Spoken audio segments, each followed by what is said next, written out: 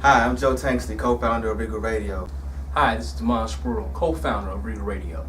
I'm Sean Terry, co-founder, Regal Radio. At that time, iTunes it still is really big, but it was really popping at that time. So now we was able to take our show that we did remotely and stream it so everybody can listen via their telephones or their computers.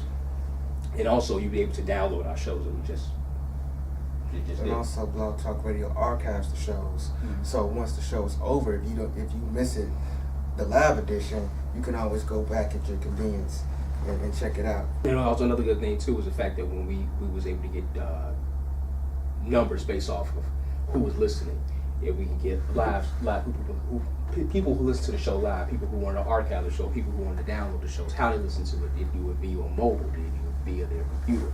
So that was another reason why we were on Blog Talk, because we could see exactly who was listening and how many people were listening to each one of our individual shows. And over the span of time, we become months, even years. And also it gave us the ability to have our listeners call in, so we actually got a chance to listen and contact and get personal contact with the listeners and hear their viewpoints. I mean, we all, read magazines, we all purchase tennis shoes, we all listen to music, we all, drink, wine, spirits, whatever. All of these things are ultimately involved in the sports and athletics industry.